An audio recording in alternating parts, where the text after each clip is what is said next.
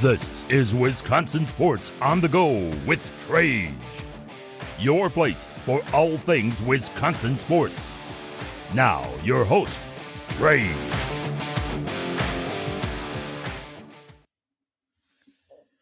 How we doing, everybody, and welcome into Wisconsin Sports on the Go with Trage. I'm your host, Trage, coming back for this June 11th edition of the show here. And hey, I hope you guys had a fantastic weekend.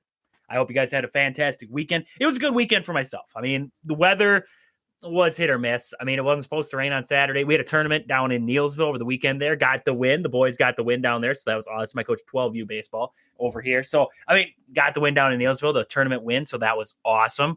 Congratulations to those boys out there. But got that win. It was a good weekend all the way around. I mean, a lot of grilling, a lot of smoke. Well, we don't do a lot of grilling. We do a lot more of the Traeger, right? The Traeger was out this weekend. So we had the Traeger out there. We were smoking up just about everything. You can smoke up chicken. We had steak yesterday. Goodness, Traeger's been running nonstop. It seems like every weekend that thing is running nonstop there. So it was a great weekend. I hope you guys enjoyed your weekend there, but we have lots to get into. It was a busy weekend for sports, right? The Brewers, well, it was a series you almost want to forget against the Padres. The offense, I'm looking at this year for the Brewers.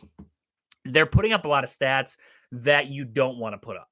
A lot of numbers that historical, like, oh, the Brewers have done this for the first time. And when I look at them, it's like, this isn't a good first time they've ever done this. So I want to get into the Brewers today because that was, I don't want to say a terrible, I didn't come off that series saying to myself, wow, this team sucks. But I came off this series saying, oh boy, right? There's a lot of still unknown question marks, hot, cold. We got to get into it. I asked a question out there on Facebook. I want to get to a lot of people's answers that they had there, a little bit of a mailbox open there, a lot of answers we had to the question about this Brewers team as of late. So I want to get into that. We have the NCAA. What a crazy weekend for the NCAA. The settlement was made. Now universities will be paying players directly. So that's opening up a new avenue. Maybe it's going to affect the transfer portal. Maybe it's going to kind of settle that down. So I want to get into that today here on the show. I want to talk about this new settlement that the NCAA had with the House there. So I want to get into that. We have NBA Finals talk to get to. Kyle's going to jump on later in the show here. We're going to talk NBA Finals. And then we got Ummer. We're going to talk Packers because another big news coming off the weekend. Really is more on Monday there.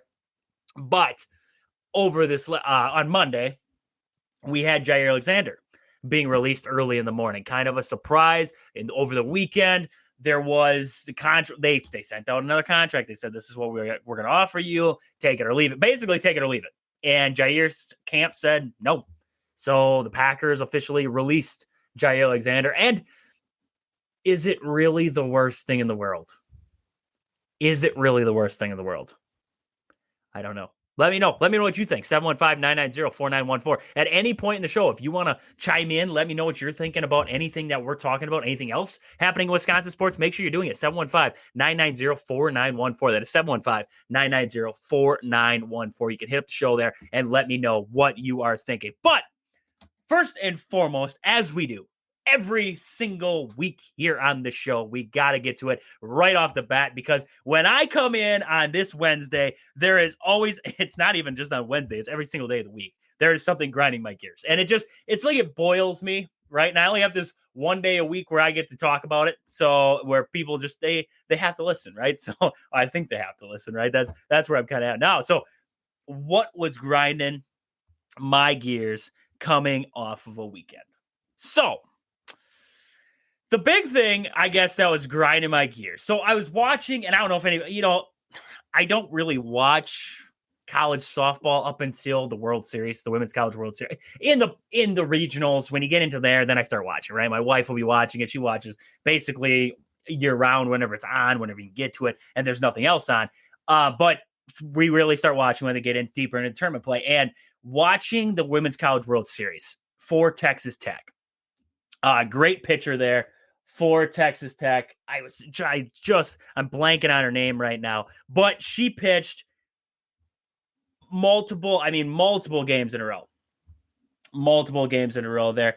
I will see if I can find Nigel Kennedy. That's what it is. Nigel Kennedy is her name. And she pitched multiple games in a row for Texas Tech. I think since the Super Regional, I think, which is, we'd have to go back game by game, but nobody else had pitched for Texas Tech, essentially, until they played Texas in the third game of the World Series there. And then she just got lit up. And this is where the part that grinded my gears, okay? I get so sick of watching the same thing over and over again. I do, right? It was Clemson and Alabama for football every single year. I get sick of that the same. And I understand, because I get explained to this by softball fans when I even make us think about it. Oh, well, it's not the same motion on the arm, so it doesn't strain their arm. It's like a baseball pitcher, right? I get that. That's fine. I still want to see some kind of, I don't know if you do an innings limit. I don't know if you do a pitch limit, whatever it is. I still think, end of the day, you find out who the best teams are by seeing what they have after the ace. I remember, high school baseball for in Wisconsin here. I don't know, anybody who listens back on the podcast, make sure you're doing it next day there. But anybody who listens back and hears this, I don't know what you guys' regulations are in your states, but there's a pitch limit now. And you have to sit out a certain amount of days. And I honestly thought when they did that, yes, it's to protect arms and it's to keep everything like that. But I thought, honestly, it affected teams to the point where now you had to have 3 to 4 guys who could pitch. Right? That's what I saw it as. I just don't, when I watch, Texas just dismantled Texas Tech in that final game, and I just don't feel like Texas Tech, their other arms never threw after the Super Regional. It was just her. She was the only one throwing. She threw multiple games in a row if they needed. She'd throw a game there, right? They had elimination, whatever. She would be the one to throw it. And it just, they didn't know how to win without her. Without her on the mound, they just don't know how to win. And without her at her best. And Texas, and Texas Tech's coach, he drove me nuts. And he's like, oh, well, she just ran out of gas. She wasn't throwing. She was throwing just as hard as she was before. Texas just figured her out. After 3 straight days of seeing her, they figured her out. Wow, can't believe it. Just call a spade when it's there, man. She shouldn't have been throwing. They figured her out. Texas is too good of a team. They were going to figure her out. So I don't know. Watching that, it grinds my gears that they don't have some kind of regulation on that, because I just feel like at the end of the day, maybe you didn't get your best team because they didn't have to throw different pitchers. They just had one their ace just throw the $1 million arm, right? But is Oklahoma a better team? They had a lot of arms get burned up. We'll never know, right? Because yes, Texas Tech won games to get there. I'm not saying that they didn't, but it just, watching her pitch every single game, I just feel like maybe you didn't get your best team in there because you didn't get your team with the most depth.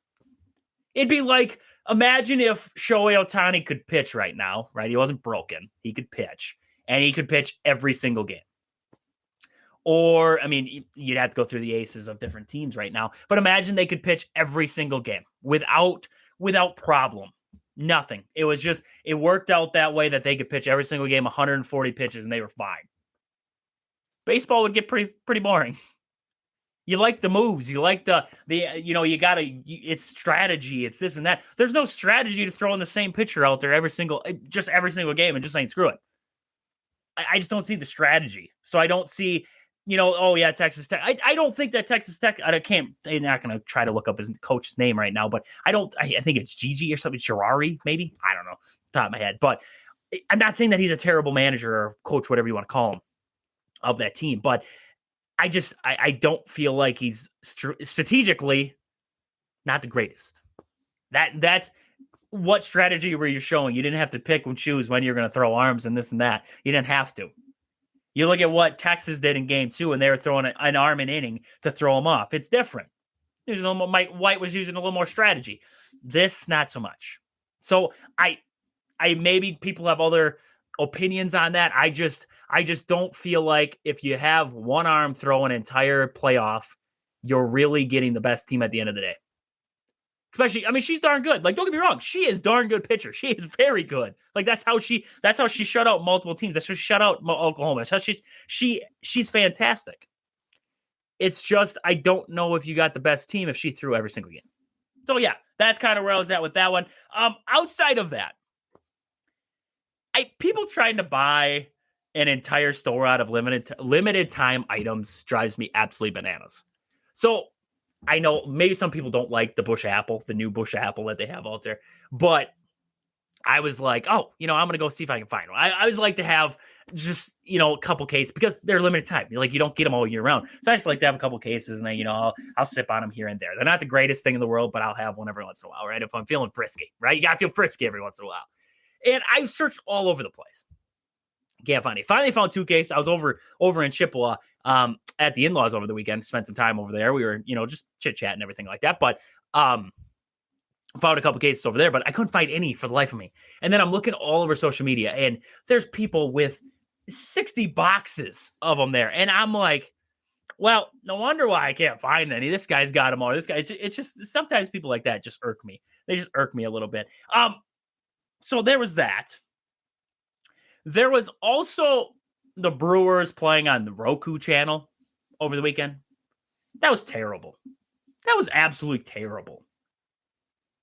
I mean, how many times I got told, I believe it was more than 10 times. It was probably closer to 15.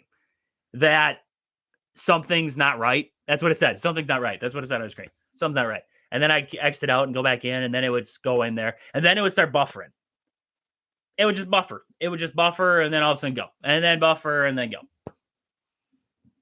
Finally, I was like, I'll just listen on the radio, right? And then I had Josh Mauer on the radio telling me that there is no arm in the outfield like Fernando Tatis. He throws it better than anybody else. And I'm like, dude, you are the Brewers radio announcer and you haven't met Sal Frelick yet? Welcome to the show. It's Summer of Sal, man. Welcome to it. I was like, what are you talking about? Man, Jeff goes to TV for a little while, and the guys in the radio get confused on even who's good at all. It's crazy. It's just absolutely crazy. So Roku, all across sports, it's an issue. I mean, Netflix had its issues.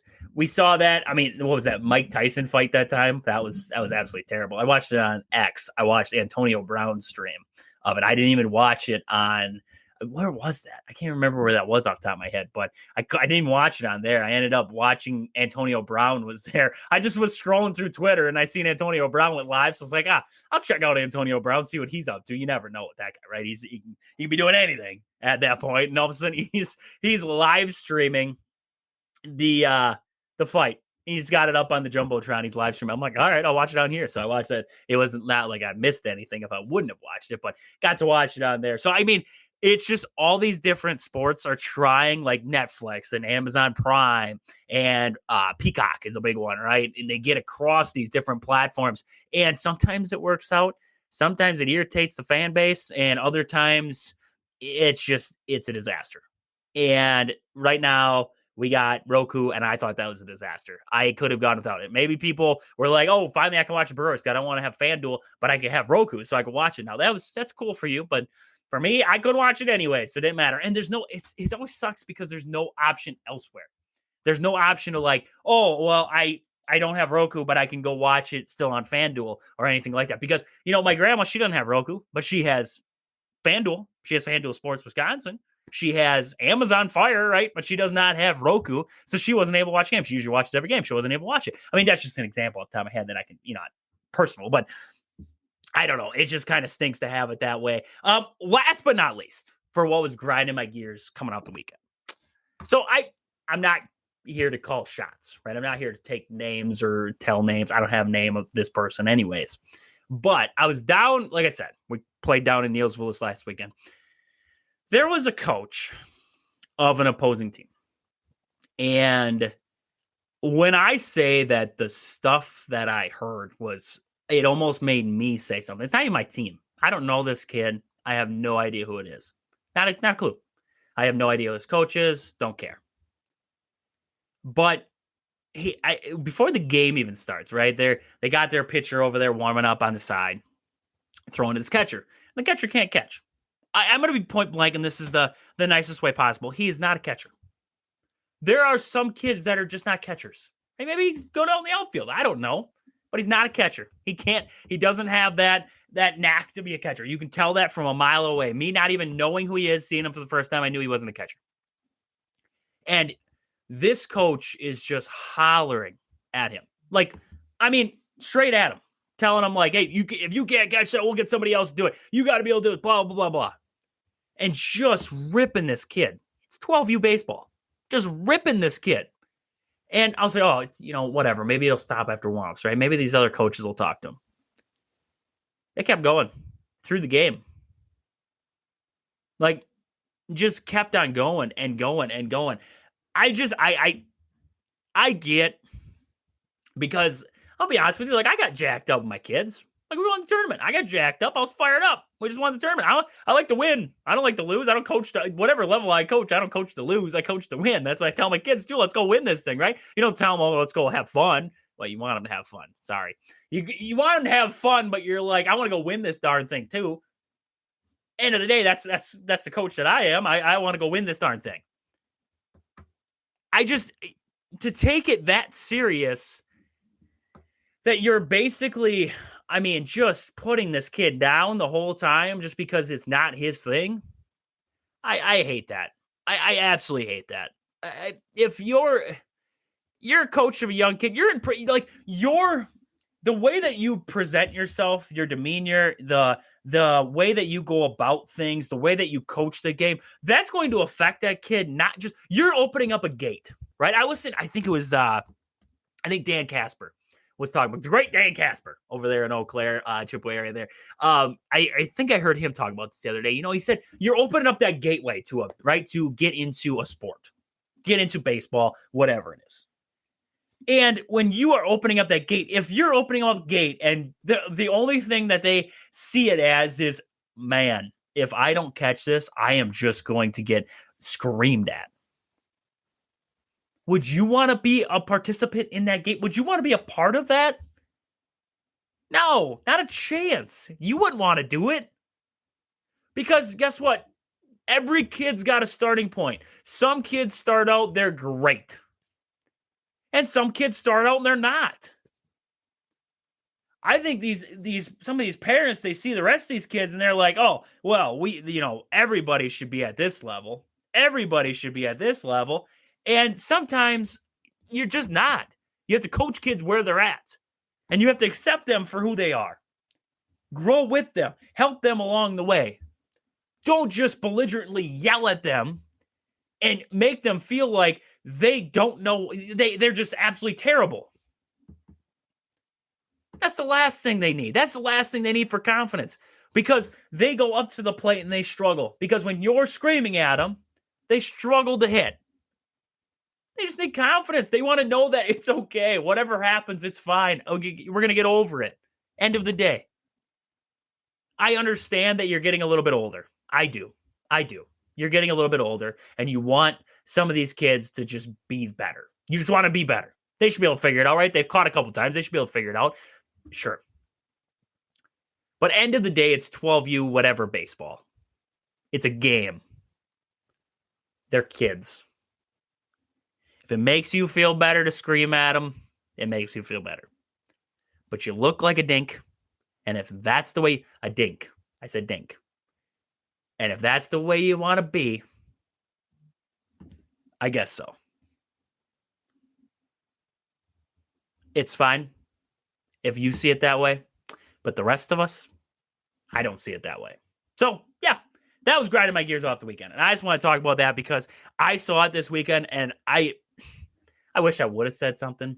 But why stir a pot? You would think that the parents of this team would say something, or the other coaches, but they kind of just let it go.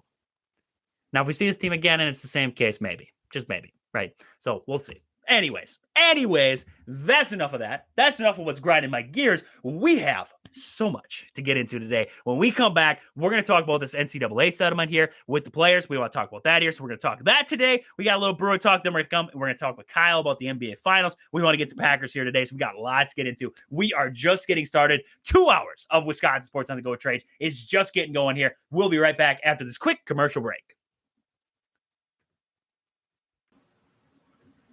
Welcome back into Wisconsin Sports on the Go with Trage. I'm your host, Trage, coming back on this Wednesday. And hey, this next segment of the show is brought to you by a fantastic sponsor here, Foreman's Hardware. And you don't want to miss this one. Visit Foreman's in Loyal, Colby, or Medford. Visit them this Friday and Saturday. They are having customer appreciation. So tons of deals. Tons of deals. You tell them Trade sent you. Get 5% off already. They got tons of deals on top of that. Just crazy. I mean, you got landscaping to do. You need some grill. You need a grill. You need a Traeger. Maybe you need some spices. Maybe you need some pellets for that Traeger. I don't know what you need. You might need dirt. I don't know. Right? Maybe some lawn care equipment. Maybe a lawn mower.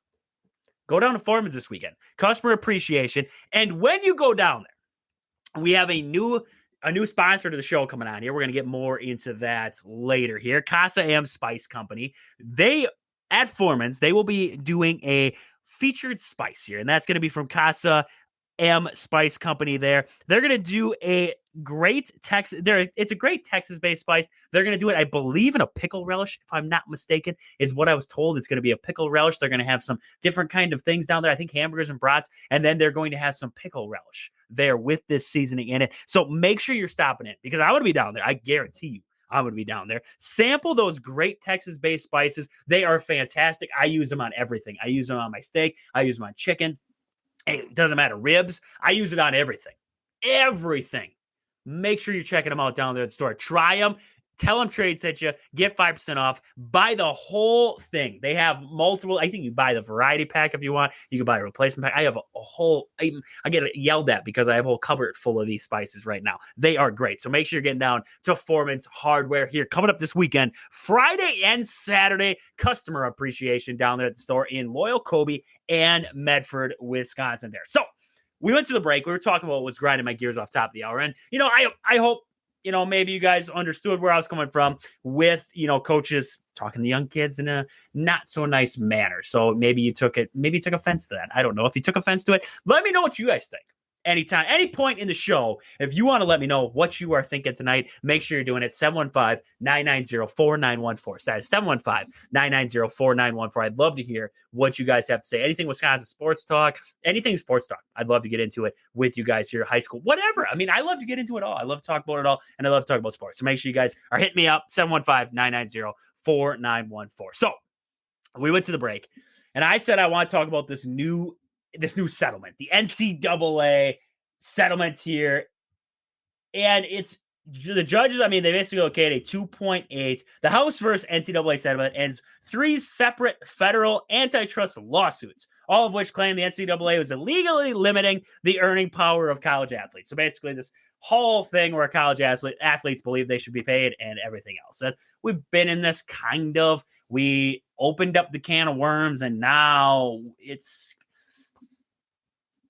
interesting. This one's interesting. So I looked it up.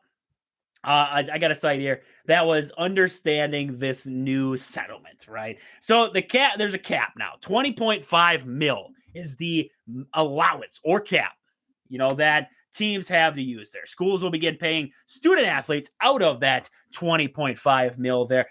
They can also get their name, image, and likeness deals elsewhere, but this is now from the university. So we got that in there.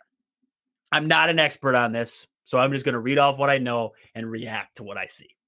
So the cap allowance will increase by 4% each year of the 10-year agreement. So it's going to continue to go up with that there, so teams will be able to pay more. The settlement terms take effect on July 1st and includes, so this is what it's including here, back pay to college athletes who competed between 2016 and 2024. That's that $2.8 billion that we're talking about, the $2.8 billion. I can think of a better way to spend the $2.8 billion, but that's just me. Anyways, the 2.8. So they're going to back pay $2.8 billion to collegiate athletes who competed between 2016 and 2024 for prior usage of their name, image, and likeness. So basically, athletes between 2016 and 2024 who complained, now they get paid, right? So there's been enough complaining. But what about 2015, right? What about the guys? It's just, you're okay, so you're going to go back to 2016, but you're not going to go further back. Really? So like Frank Kaminsky, I think he was on Twitter, and he's like, we can't go back 1 year further, like, because he competed back in 2015. It's just odd they stopped it at 2016 there. But That's what we see so far. There's going to be the elimination of scholarship limits. That's an interesting one. No limits to scholarships. So that's interesting because, I mean, you're spending out of a pool now. You're spending out of a pool money. You usually have a certain amount of scholarships per team. Now, I mean, you're spending out of a pool of money, so it's whatever you got left, right? The $20.5 million allowance or cap for schools to pay current student athletes for the usage of that NIL. Grandfathered roster limits. Athletes currently on teams will be able to finish their careers through their scholarship terms before new roster limits, 105 for football, take effect. 105 for football. Wow. Okay. In addition to the $20.5 million athletic departments can disperse through their athletic program, student athletes can negotiate outside NIL deals. So this isn't taking away NIL, essentially. So, like, your athletes can still go out and get, Gatorade, whatever. They can still go get their name, image, and likeness deals. That's still on the table. Now, universities are just paying them directly. So it's going to be a question of where does this money get, because I heard somebody talking, they're like, oh, well, how much money is Marquette going to get, right? Because they don't have a football team. Because if you think about it, okay, you look at a team, you look at a program like Alabama, Georgia, right? Where's most of the money going to go? Football. And then you would say probably Alabama now. Would you maybe say like men's basketball? They've been pretty good. And then maybe, I don't know, softball. I don't know. Softball's been relevant over the years. Georgia will be football first. And then, I don't know, right? But Wisconsin, probably, you wouldn't say football's been the most relevant, but football would be your number one. And then probably men's basketball would be. And then Marquette doesn't have a football team. So they'd be men's basketball, women's basketball. Every one of the programs is going to get a percentage of that money. It's just a question of where's it going to fit, right? And it's not saying that every team is going to have that share of the money. It's basically saying this is your allowance, but I think it's going to be lesser for teams like that. The lesser amount is going to go. They won't have that full effect there if you are a Marquette because you only have that one program. You would have a lot of money to be able to push towards one spot. That 20.5 is basically, so the 20.5 million is athletic departments can disperse through their athletic program. So I think a university like that would get less, is my guess there. So that's kind of where the settlement terms were. Let's see here. Some of the regulations. A newly appointed College Sports Commission, CSC, will oversee the new system in place that allows schools to share its revenue via the 20.5 and ensure the outside NIL deals are fair and comply with the rules. I like that. I think it's going to be, I believe it's a former Major League Baseball executive vice president. Yeah, Brian Seeley was named the CEO of that. So that happened, I believe, last Friday. So, I mean, we already see Brian Seeley's going to be the guy in there. I like that. He will see to it that student athlete NIL deals not associated with the money paid directly by the university be approved by third party clearinghouse. That's a big word. I don't even want to try and say it there, but we don't use big words here on the show. Trust me, we don't use big words. But I mean, so we already have somebody appointed in charge of this. He's basically going to oversee the whole thing. The Power Four conferences will regulate and enforce player compensation. So you're going to have the SEC, the Big 10, the Big 12, and the ACC in there too. You're going to have somebody, we already have the guy overseeing it. So, I mean, that's basically all the quick hitters with the collegiate sports regulation. That's basically it. That's the big thing. So there's a lot of questions, right? There's a lot of questions coming off that. So what does this do? Is there contracts? Is contracts next? And that I think it is. I really do. I think honestly, this is going to open up that gate, and it might actually it's going to add some parity, I would say, to the league or to the sport. But I think it's going to kind of regulate transfer portal too, because guys won't be as, I would say they wouldn't be as like, oh, I'm going to jump here because I can get better deals here, the boosters, because boosters are basically not as involved in it now. So it's not the boosters anymore. It's going to be the university itself. And Wisconsin, they bring in money. Madison's not poor. I mean, they're not poor at all. Their athletic programs aren't poor. So they're going to be able to compete with, the big, there's no let the big dogs eat anymore with this. It's going to be sort of similar to like football, where there's a cap and you're going to have a lot of teams around that cap. So I think it's a good thing. I think it's actually going to regulate things. I do. And I think this is going to open up the door for contracts because now universities are going to want to have that. We're paying you now, so now you have to sign a contract to stay here for a year. Now they have that control. Xavier Lucas is like, thank goodness I'm out of Madison, right? I got out of here just in time. I like it for that fact. Is that I think it's going to open up that door to contracts. I feel like this was a thing that should have been involved earlier, in my opinion. We kind of were here. We saw, the NCAA, they opened up this floodgate of transfer portal, wild, wild west, everything else. I think this is going to simmer that down. I do. We're going to see, just because, say Ohio State is kind of maxed out already, they can't afford to give this 5-star quarterback all this money. But say a team like, I don't know, we're just going to throw a random team out here, but say Rutgers has got some money in the bank. And they're like, hey, we heard you want, $5 million. I got $5 million. Want to come play here? I think it's going to even out the playing field a little bit. Now, is it going to is Wisconsin just going to automatically flip this switch and all of a sudden become this huge contender? Maybe not. But I think it's going to add some, it's going to bring in, I think those years where we saw TCU make it to a champ, they got completely demolished, but make it. And we saw a couple different teams there. We saw, Cincinnati put a run into the playoff there. And there's been a couple Boise State made a run into the playoff, even though they didn't fare very well. We saw some teams make runs. And I think it got the NCAA thinking, hey, what if we made it a little more even, right? Made it a little more even, because otherwise, honestly, end of the day, how is Wisconsin ever going to compete with Alabama, Georgia? They weren't. Texas, not a clue. There was no chance. Even in men's basketball. Wisconsin men's basketball has been putting together some consistent years. But end of the day, did they have the power to go play Duke? Did they have, right now I don't like Hubie Davis out there with North Carolina, but usually, North Carolina's got some powerhouse guys, right? Kentucky. Were they able to compete with teams like that? Probably not. But now, depending how you divvy up the money, because you only have so much there. So what is it going to be, 75? Well, I don't know what the percentage is going to be that they're going to throw around. But now, from the looks of it, you're going to have the ability to even the playing field. So I'm not a hater to this. I think, honestly, end of the day, there's multiple sides of the fence. Some people don't believe that college athletes should be paid. Some people don't. Some people do. Some people are really for it. Some are in the middle. I'm in the middle. I don't know where I'm at, right? I see the benefit to it, and I also see the downfall to it. I see the struggles with it, and I see the uncertainty, and I see the wild, wild west, and I see the no regulations, and I see the Xavier Lucas situation. And then I see Nigeri Fourqueen, who's struggling to get an extra year because he played down in JUCO, but Xavier Lucas can basically just do whatever he wants and just not even abide by the rules. And just basically go, and nothing comes out of it. And the NCAA doesn't blink an eye. Why? I don't know.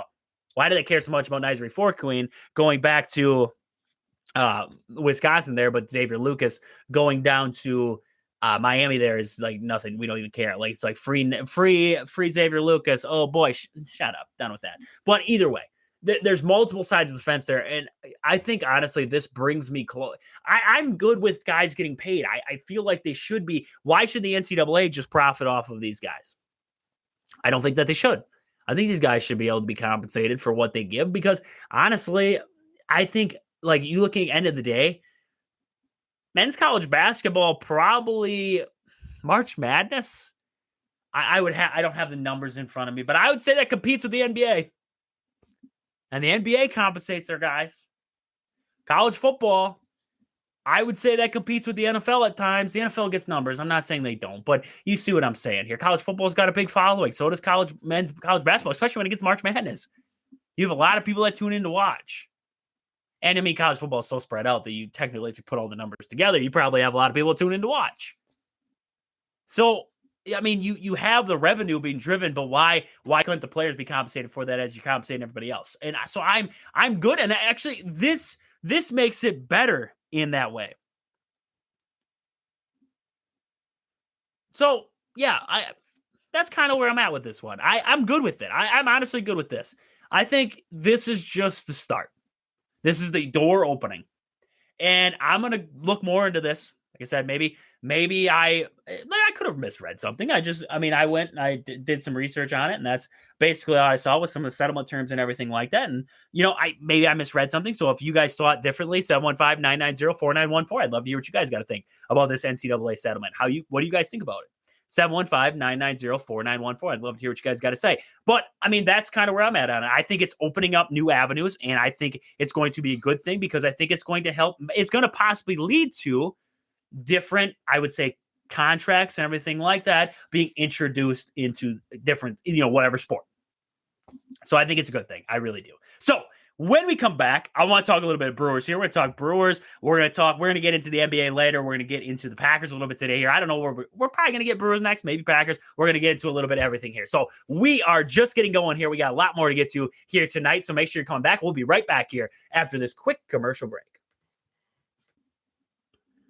Welcome back to Wisconsin Sports on the Go with Trage. I'm your host, Trage, coming back on this Wednesday. And hey, this next segment of the show here is brought to you by our friends down there at Sport and Spine Clinic of Greenwood, Wisconsin. There, if you were injured recently, whether you were maybe you're out golfing, maybe you were playing men's league softball, I don't know what you're doing. Maybe you were just weeding the garden, right? And you pull the weed wrong. Maybe you pulled something. You got up, you pulled something in your back. Maybe you're starting to push the lawnmower and that ripcord just got you.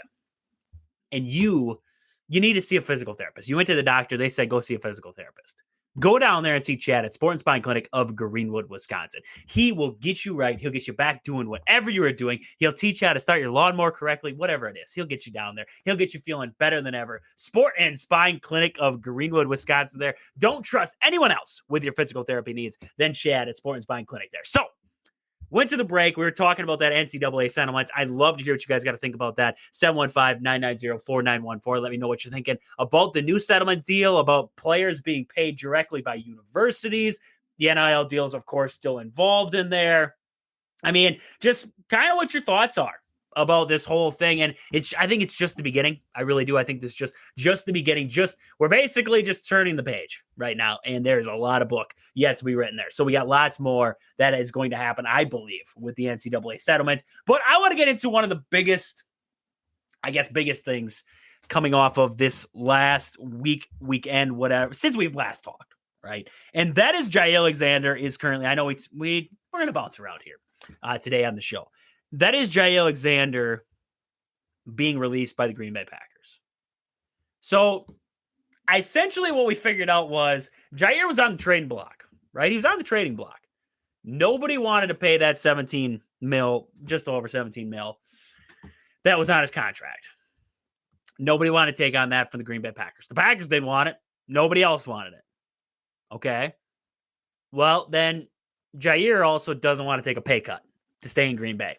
As we saw, this release was going to happen at that point because if the Packers didn't want it. The Packers definitely didn't want to pay him. They didn't want to pay that, right? So they tried to get this incentive-based, that kind of deal on him. He didn't want it. And, you look all over and you look across Twitter and you see, I saw, was it ESPN Madison that I saw, or ESPN Milwaukee talking about it? And they're like, this move just proves that Brian Gutekunst doesn't want to win. No. Not at all. Not even in the slightest does this tell me, yup, Goody he doesn't want to win a championship. That's what this move showed here in this last offseason. No. They actually they had some cap space. They're gonna be on the hook for about $9.5 million of that contract. They're now more than $45 million under the cap for this next season. Remove $16.8 million of cap space with that release. That's a lot of money. And, everybody looks at it, they're like, oh, who are they going to go get? Who are they going to go get? This helps them with future deals, too. Don't just, I mean, they can still go. I'm not saying that they won't, and I'm not saying that they shouldn't. I mean, this should open up the avenue for a guy like maybe Trey Hendrickson, wink, wink, right, to come over and play for the Packers here. But this opens up that avenue to say, okay, now when Quay Walker's contract comes up, or if you want to give that big deal to Edgerrin Cooper when his contract comes up, you're going to have guys whose contracts are going to come up here pretty soon. You have a lot of young guys, and they're going to be off their rookie deals eventually. So this money now helps you in the future too. And for the first time in, I don't even know how many years, the Packers are actually in a good spot with the cap. For a while there, I mean, remember when Bakhtiari and Rodgers were on the books, and those contracts were basically the entire book, and you just were kind of trying to fill pieces in around them? Yeah. Those days, we're not in those days right now. There's actually a decent amount of wiggle room right now for the Packers. And I like it because when you have a roster with some good talent on it, what can you do with it now with a little bit of room to wiggle? So we'll see. We'll kind of see what I just don't like that old Goody's proving with this move. What did you want him to do? Right? If you look back, okay, and I don't want to say, oh, well, he's injured all the time, because that's going to be the thing, right? He's injured all the time. He is. I mean, honestly, he is. I saw somebody said he missed 20 of the possible 34 games over the last 2 seasons. So the Packers have basically become, you're going to tell me that last year, like, oh, well, the defense got worse because Jair Alexander wasn't there from last year to this year. He didn't play last year. He barely was there. So you're telling me that, oh, so what? You're speculating now? Yes. Is any defense better with an all-pro cornerback in it? 100%. You could bet your butt. But at the same time, you're going to sit here and tell me, oh, the Packers defense got that much worse, and we didn't even get to really see it with Jair Alexander? No. This doesn't prove that Goody doesn't want to win a championship. This proves that Goody's he's not lost. He's basically cutting ties, right? Okay. Your anchor's stuck, right? Your anchor's stuck at the bottom of the sea right now, and Jaws is coming. Jaws is just coming, right? He's coming through that water, and you got to get that anchor off your boat. You going to cut it, or are you going to leave it sit there and just wait and see what happens? You're going to cut the anchor. You're going to get rid of that tie. Why keep it on there if it's not doing anything? Why are you going to keep a busted wheel? You just keep it around, right? My grandpa would, right? He loved keeping the random stuff, right? We'd be cleaning around the farm or whatever. And I'd be like, oh, what do you want to do with this 2x4 with 9,000 screws in it? Well, we could probably use that someplace else. Just throw it in that pile over there. It's like, we're not going to use it someplace else. But anyways, it's like that. Why are we just, we're going to keep him in the shed just in case? He doesn't play. When he's 90%, he doesn't play. How many times last year did we see Jair Alexander practice for multiple days? And then it seemed like, oh, he's a full go. He's a full go. He's a full practice. Then all of a sudden he's limited and then doesn't play. He wouldn't go at less than 100. He was, at one point we thought he was a problem in the locker room. And then you have some guys who say he's great. And some guys who, you look at it and you're like, this guy's a problem. We saw him after the season last year. He kind of said, deuces, I'm out. And we thought it was over then. Most fans thought it was over, and then there was the glimmer of hope that he might stay. So now they're all on, well, we're getting worse because he's gone now. He was barely here. I just read off that stat there that I saw over on Twitter that, 20 of the possible 34 games over the last 2 seasons, and you look over the past, it's just been injuries have been a problem. Nobody's knocking Jair Alexander, the player, because Jair Alexander, when he's out there, is fantastic. That interception he had against Dallas in the playoffs, not many corners do that. He's great. He's a great corner. But could you realistically spend all that money on a guy who's sitting the pine because he's 79% and just can't go? Can you realistically tell me that as a Packer fan you're good with that? Because how many of you are flipping script now from complaining last year the opposite way? Oh, well, he's not out there, so we're going to complain now. But now that we had the potential to bring him back, now it's like the guys I'm talking about down there at whatever, ESPN Madison or Milwaukee, whatever they are, complaining now that Goody's not trying to, this just proves he's not trying to win this offseason.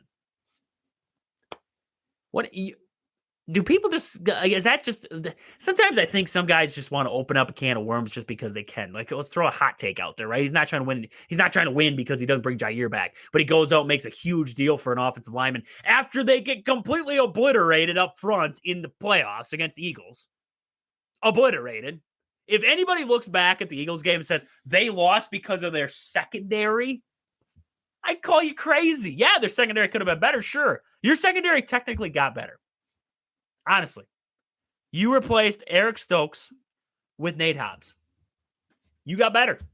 You did. Like, you got better just by that move. Would you have been a lot better with Jair? Sure. Yes, 100% you would have been. But you got better already. You got better. The pass rush didn't get better. You want to blame something going to pass rush. But honestly, you look at what the Packers struggled with in the playoff game last year, it was the offensive line. What did Goody address? He went and got one of the best guards out there. Slid Elton Jenkins over.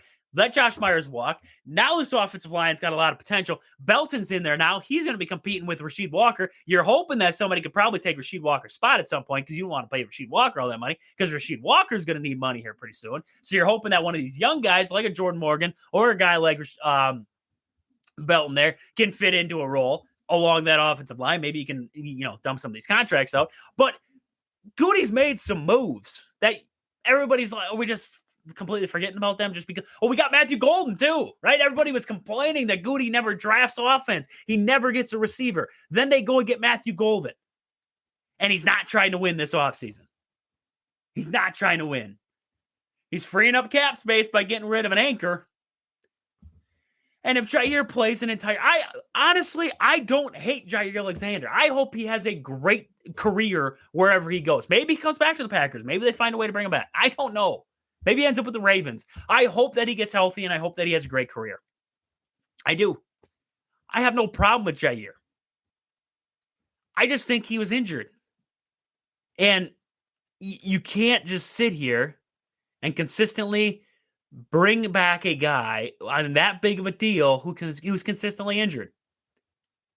It's like my complaints with Christian Yelich for the Brewers, right? Christian Yelich. When he bats 200, why can't you complain that he makes more than anybody else on the roster? Why can't I? He makes more than everybody else. He should be one of my most consistent best hitters. But why isn't he producing? Well, maybe he's injured, right? He had the back problems. He had all the rest of those problems. Jay Alexander. He's one of the best corners, I believe. But he's injured. He's injured a lot. I don't want to blame him, but it's a problem. It's exactly the problem with people's problem with Christian Watson. He's injured all the time. I just don't get where all these, there's a lot of overreactions to this. Honestly, there's a lot of overreactions. And now they have the third most cap space among NFL teams. We're good. Let's just take a breath and relax. Let's take a breath and relax with it. So the Jair news, that's kind of what I had to say on it. We're going to talk about it more later on the show because Ummer is going to be coming on later here. We're going to talk more Packers. So I want to get into it with Ummer. I want to see his thoughts on that Jair situation and then kind of talk about what we see coming out of that because there's a lot of moves that the Green Bay Packers can make now. There's got like Rasul Douglas still out there, right? And he's going to come in maybe a little bit cheaper. So Rasul Douglas got a potential maybe reunion with him if he's not too upset at the Green Bay Packers. So maybe they try to make a move like that. Maybe we see the Packers kind of target a guy like Trey Hendrickson, who's looking for more money out there in Cincinnati. Maybe they try to make a deal for him. There's a lot of moves that could be made yet in this offseason, and we're already kind of, why are we pointing fingers already? It's not even the season yet. According to Hafley and the boys, the defensive line will be better. If they can fix it in-house with that defensive line, because we saw Kenny Clark, he was banged up last year. And then Rashawn Gary, he had his own problems. And then we had, Lucas Van Ness had his problems, the mental block with his hand being hurt. And that's what he said. So, if that's we talked about that last week. I don't know if that's a good thing or a bad thing, but maybe the defensive line fixes itself. I don't know, but you have cap space now. You're going to have to pay guys. We're going to see all that. You got to have the cap room because darn, you need it. So this move, I'm good. I'm good. I think we need to take a breath and relax, but we're going to talk to Ummer about it later. We'll get more into it. We'll see what Ummer's got to say. We'll talk about that whole thing. So we got lots more to get to today. We got some Packer talk to get to yet with there later on. We got some NBA Finals talk I want to get to Kyle with because the NBA Finals just heating up. We're seeing Oklahoma City. It's weird that it's so spread out, and I'll talk about that with Kyle. So we're going to get into that a little bit here later on in the show. We got tons of Brewer talk to get to because Brewers, they had a rough weekend there with Padres. I want to get into that. They got the Braves right now. We're going to get into that a little bit here. So we got tons of Brewer talk to get to tonight here. We got a whole bunch of stuff to get to. So we'll be right back here. We're going to wrap up the hour. And then we're going to get next hour. We got a whole boatload. We got 2 hours. We're just in hour 1. We got 2 hours yet. So we got more to get to here tonight on the show. So make sure you're coming back here. We'll be right back here after this quick commercial break here on Wisconsin Sports on the Go Trade. Welcome back into Wisconsin Sports on the Go with Trage. I'm your host, Trage, coming back on this Wednesday. And hey, this next segment of the show here is brought to you by a fantastic sponsor, and that is Marshfield Motor Speedway, the half-mile paved track just 3 miles west of Marshfield on County Road H. Find upcoming events and races at marshfieldspeedway.com. That is marshfieldspeedway.com there. If you want to find us across social media, make sure you're doing it. Facebook, Twitter, TikTok, YouTube, and Twitch. You want to find us on Twitter, Twitch, and TikTok, search Wisco Sports on the Go. You want to find us on Facebook and YouTube, search Wisco Sports on the Go with Trage. You can also email us. If maybe you're a business out there, a local business, and you want to sponsor the show here. You want to get your name across the radio and grow with us here on 92.3 WOSQ. Make sure you're emailing us, wiscosportsonthego@gmail.com. That is wiscosportsonthego@gmail.com. Or you can shoot us a text. Or if you're just, a fan of the show and you want to talk sports, we can talk sports there. 715-990-4914. That is 715-990-4914. So I've talked about it a little bit. We are partnering with it's a nonprofit donation group, or a not-for-profit charity group, essentially. Warm Kids Wisconsin. You can find them across social media. Instagram, Facebook, Twitter, wherever, TikTok. He makes a ton of TikToks, and some are funny. Like I get a chuckle out of it, right? I say LOL tis, right? Laughed out loud, then I stopped. That's what I get a lot of LOLs out of. But anyways, me, dad jokes, whatever. But you can find them across there at Warm Kids Wisconsin. They're currently in the process of having a website built. So what essentially Warm Kids Wisconsin is they are a non-for-profit group that they work with elementary schools around. They're in central Wisconsin right now, but they're trying to expand, right? And the thing that they need to expand is help. They need donations. They need help. And they need elementary schools to let them in. So if you're in an elementary school, or you know of an elementary school, or you know of kids who need some warm clothes in the winter, because this time of year, I know it's getting technically warm. It's not really that warm out yet. But anyways, it's warmer weather. So we're not really worried about the cold. But at some point, we know it. The cold's coming back. And you know that we know that we can't handle the cold. Those kids definitely can't. And they need some warm clothes. And that's what the mission is at Warm Kids Wisconsin. They help elementary schools. They help different programs provide new boots, snow pants, whatever these kids need. They help get it there. You go onto their Facebook page. You get to the link tree on there. You can click that. You can go to wherever, their donation site there, and you can donate money. You can go to the Amazon. You can get to their wish list. If you know how that works, you can get on Amazon, go to the wish list. You can order the stuff directly to them, whatever they're looking for right then, sizes, different things. They have them on that wish list, and you can get it for them. And you can help those kids. They have different kinds of events that they host, so make sure you're checking them out on TikTok, on Facebook, anywhere, any one of those sites. And when you get there, I know they have a disc tournament that they're going to be in. I'm not much of a disc thrower, but they have a disc tournament that they're going to be hosting out there, and all those profits are going to go towards that. So they do a ton of stuff. And we're going to be doing something here with Foreman's, with CASAM, with the Warm Kids Wisconsin. We're going to have something brewing for you guys later on here this summer. A little bit of a grill out kind of thing. So make sure you're staying tuned for that one there. We're going to do a little donation at that too. So make sure you guys are checking them out. Warm Kids Wisconsin across all your social media platforms out there. Help a kid stay warm this winter. That's what matters. End of the day, that's what matters. Helping somebody, helping a kid. That's all that matters when it comes down to it. So we are just getting started. This 1 hour down. 1 hour down, 1 hour to go here. We got tons to get into yet tonight here. We're going to have Kyle stopping by. We're going to talk NBA Finals. We got tons to talk to get to with the NBA Finals. We got some more Brewer talk. We're going to get Brewers cooking here after the top of the hour. And then later on tonight, we're going to have Ulmer stop by. We're going to talk Packers. So we got a boatload of things to get to yet tonight here. We are just getting rolling. We got 1 hour of Wisconsin sports on the go to get to yet tonight here. So make sure you are coming back here after the top of the hour. We'll be right back here on Wisconsin Sports on the Go Trade.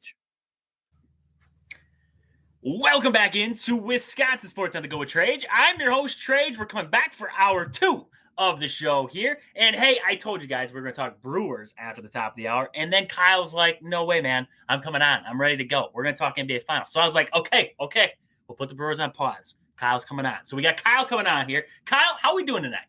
How are we doing? It's Wednesday. We're middle of the week. We're feeling frisky. How's it going tonight? Hey, I'm good. It's like the unofficial start of summer. We're past Memorial Day. The finals are, we're in the midst of the finals. It could be a great series. I don't know. But yeah, I can't complain.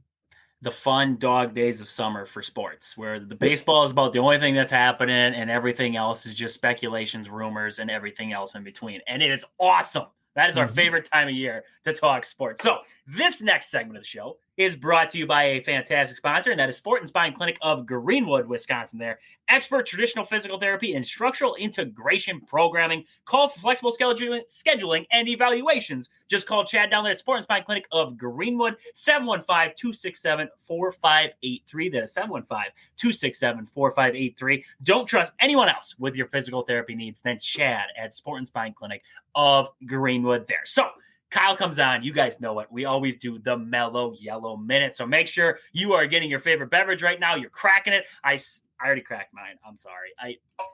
Cracked it again. I already cracked my soda, as I always do. So I got my favorite soda. Make sure you got your favorite beverage over there for the Mellow Yellow Minute. The question tonight, Trage's favorite barbecue beverages. Last week we did my favorite foods. This week we have favorite beverages. So, Kyle, this is tough. This is going to be tough. Last week, we had brats, burgers, potato salad, taco salad, crab salad, and pickles. I threw pickles on there last week. And, Kyle, he was all over the place with the ribs and everything. My grandma, she said my list was bogus. So, okay, fine. We'll try to fix it with the drink list this time. So, Kyle, what do we got? Trage's favorite barbecue drinks. Okay, so I'm gonna guess beer of some sort is going to be on there. Beer of some sort is on there, Kyle. Now, what is Trage's favorite beer that he's got on this list? It is not Natter Days. Nobody likes Natter Days. Okay. Let's go Miller. Oh, okay. I went through a phase where I had to drink one every time the Brewers started a game. I had to crack and drink one. I did it for the playoffs last year. My wife's like, why do you need Miller? You don't drink Miller. And I'm like, because I'm trying to bring that good voodoo, right? I'm just trying to bring that good juju on there. Busch Light. Busch Light is on there. And, some people are like, that's pea water and everything like that. You know what? Your beer's pure water. Whatever. Your beer is pea water over there. So, Kyle, that was number one. Okay. Let's go top 3. What do we got? What do we got for another guest here? Trage's top barbecue drinks. I'll go with how about like an iced tea, sweet tea type? I do like a nice brisk tea. I was going to say lemonade. So we'll put brisk tea in there. I like a nice brisk tea, a nice iced tea, not sweet tea. Oh man, I'm not a sweet tea kind of guy. I got a feeling you're not going to get this one. It's not Diet Mountain Dew. No, everybody out there who knows me is like, it's Diet Mountain Dew. No, that's not. That's an average day at the ballpark. That's like my water. We're not talking about Diet Mountain Dew right now. This is another beverage that I would have. I don't have it a lot because I never have the fixins for it. But Kyle, take a random shot in the dark. Okay, so it sounds like something you got to make. It's Cap. I honestly, if you guess this, I would be absolutely baffled. I would be baffled. I honestly have no idea. So I'm just going to say, I know it's not it, but I'll just say a root beer. Sadly, it is not a root beer. Yeah. Sadly. I would take a nice root beer float, though. It is a summer Hummer. A summer Hummer. It's basically like a lime vodka with a lemonade and a splash of Sprite in there, maybe some orange juice. Oh, it is fantastic. It is It's dangerous and fantastic. So, yeah, that's my summer drink right there. That's my summer backyard barbecue drink there. So, I'd love to hear what your guys' favorite beverages are for your backyard barbecue. Make sure you're texting us 715-990-4914. So, Kyle, this NBA playoffs. I mean, we had some lackluster series leading up into this one. I would say, honestly, this wasn't very exciting. up until this point. There were a couple games here and there, but it just didn't strike my interest, right? This final so far, I mean, the Pacers, they came back game one, stormed back in game one, and took that one over the Thunder, and then the Thunder completely demolished them in game two. They said basically, like, we've had enough. We're going to put you away in game two. I mean, what has stuck out to you in this series? Split at a game apiece, heading back to the Pacers now here on Wednesday. What has stuck out to you about this series so far? Well, I mean, game one, we saw the Pacers play kind of undisciplined early on, but the Thunder weren't able to take advantage of it. You know, they shot poorly. They weren't good in transition. They didn't have a lot of points off turnovers, even though they forced the Pacers into like 25. And they only lost by one. So I felt like for Thunder fans, you didn't want to necessarily panic because I thought the biggest thing for them was going to be shot selection and just making shots. And that's what we saw in game two. Game two, they improved their field goal percentage from around 39% to 49%. And I feel like when the Thunder play efficiently like that, it makes it tougher on the Pacers to keep up with them. Because look, when I look at these two teams, they are very similar, except for like everything you say about the Pacers, the Thunder probably have a slightly better version of it. And I feel like that's what we're going to see in this series is whether or not the Pacers can take care of the ball and keep the Thunder out of transition and force them to be less efficient. Because also game one, they didn't get a lot of points in the paint, but then game two, the Thunder lived in the paint. So we're going to have to see what Rick Carlisle does in game three to kind of offset what happened in game two. Because if they get a repeat performance of game two, the Thunder can win in Indiana. There's a reason why they were the best team in the NBA. Going on the road is not that big of a deal for them. So the Pacers will have to play really fast at home, utilize that crowd, keep the crowd invested, and then they have a shot. The Thunder are very dangerous when they take that first lead. And if you don't match their intensity, they'll turn 6-0 to 10-0, and then momentum's fully on their side. So, Indiana's gonna have to get a better game out of Halliburton. Halliburton had a decent game one. Game two wasn't really existent in that game until late. He's gonna have to be locked in from jump in game three. I was just looking at the box score after this. I didn't realize that the Thunder had two guys named Jalen Williams, just spelled different. That's wild. That is absolutely wild to me. Like Jalen Williams, just one's got a Y and then Lin, and the other one's Jalen. I mean, stupid, but I just thought that was wild. I thought that was crazy. I was going to mention that, watching that game, I don't know what it is about this playoffs, but sometimes the stars just all of a sudden just disappear. Halliburton's supposed to be a star, right? He's supposed to be this guy who's building himself to be a star. And yet in this game, he went away. We saw early on in the playoffs, Jokic went away. Jimmy Butler went away for the Warriors. It was just Anthony Edwards went away. He wasn't taking shots. It's like, why, right? And in this game where the Thunder needed it, Shai Gilgeous-Alexander was like, he's pulling shots from everywhere. I mean, normally he's, for me watching him, he's more of he's a scorer, but he's a facilitator too, right? He's not always hunting that shot. This game here, he was hunting a shot every time down the floor. He was hunting a shot. And I thought that was a big difference.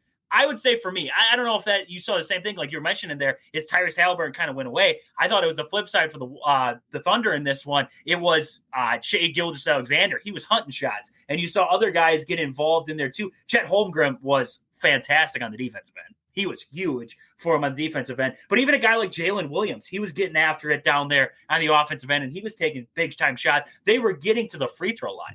I thought that was huge, too, getting that free throw line. You see that percentage for him in that game. I mean, they were, 29 for 33? I mean, it's hard to beat a team when they shoot that many free throws and they shoot it that consistent. So, is it the Pacers just – they sucker punched the Thunder, but the Thunder just, they didn't waver. They just came back the next time. They're like, okay, now maybe we took the gas pedal off in game one and we allowed the Pacers, because the Pacers are a team that if you give them breathing room, 20 ain't enough. Kind of that there where they put that gas pedal down in game two, game one, they kind of took it off.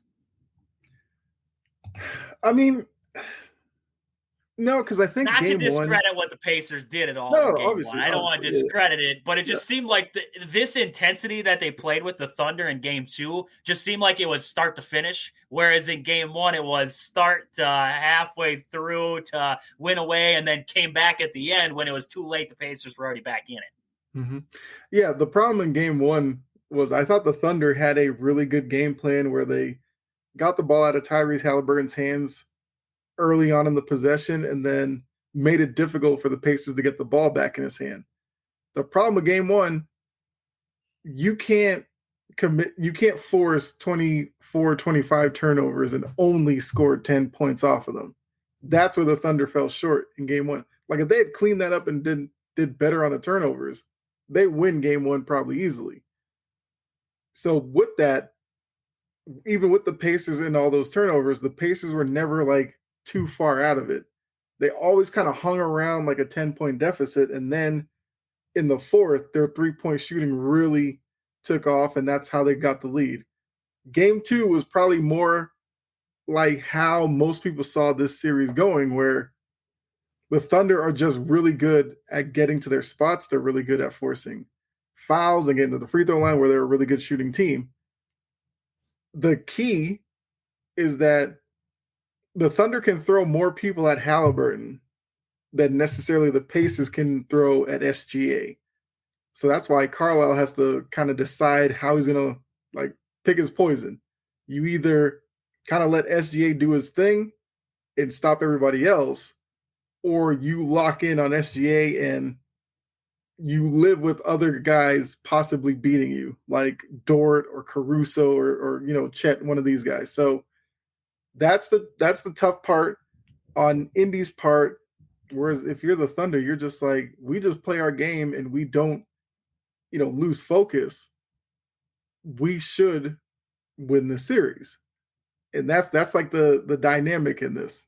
Because you got to remember the Pacers, the Pacers as well. This is their first time on this stage, but the Thunder have the pressure of being the favorite. And it's just them kind of taking that pressure and utilizing it to play better and not let it consume them and get out from what their game plan is and their identity.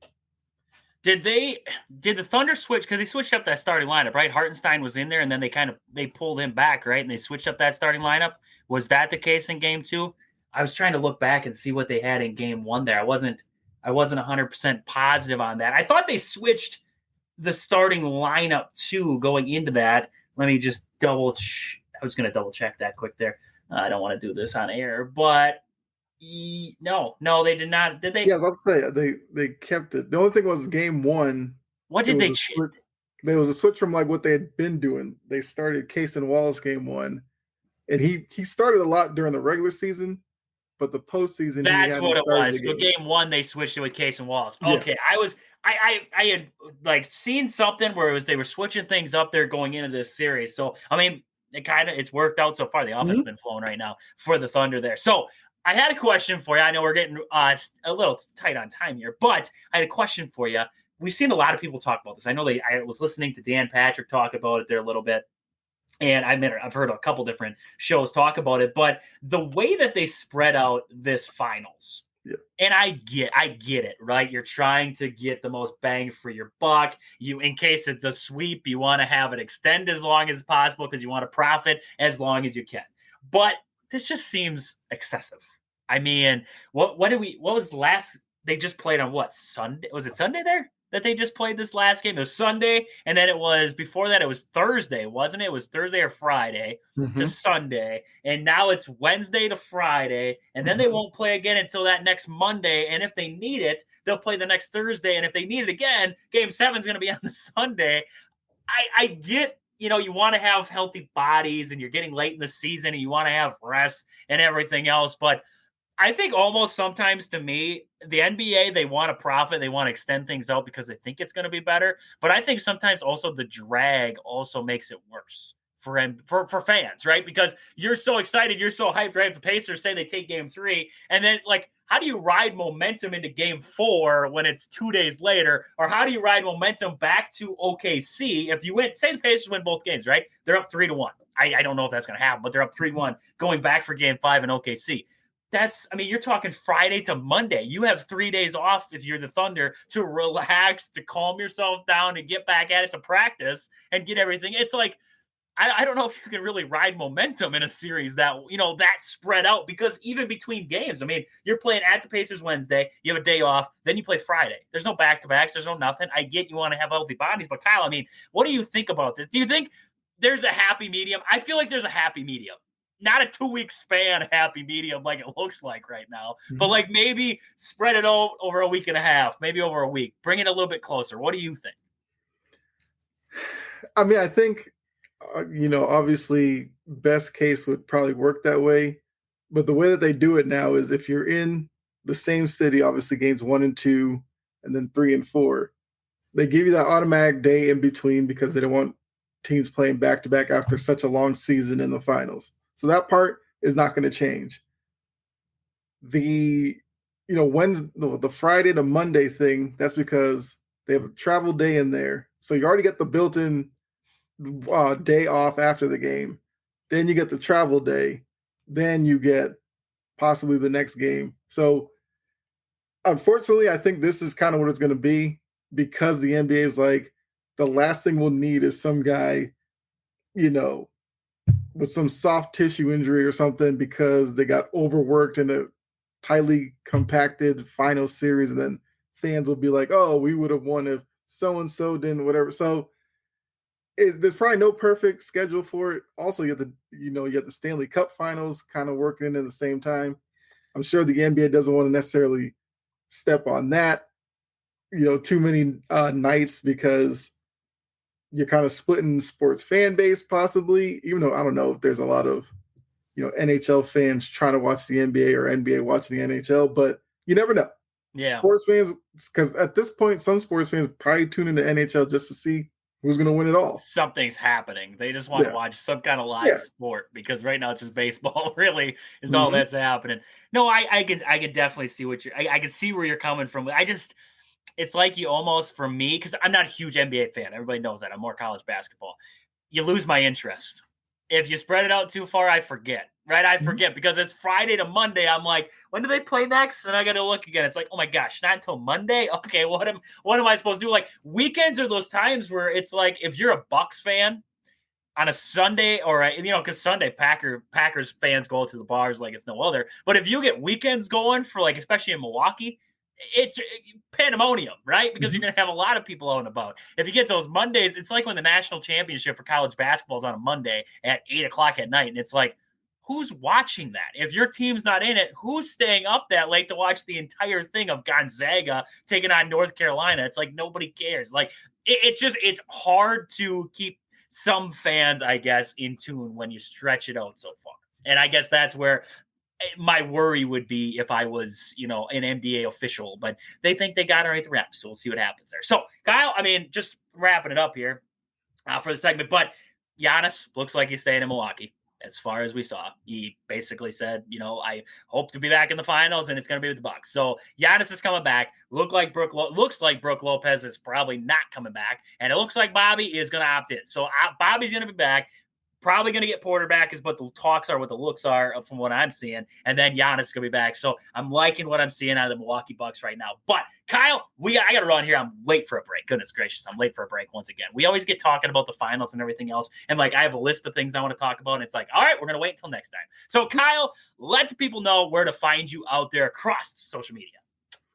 Yeah, you can just, I guess, look for me chomping at the bit. Easiest place would probably be YouTube, and then go to my About section, see links to all my other social media. I'm on, Twitter or X, I guess, whatever you call it.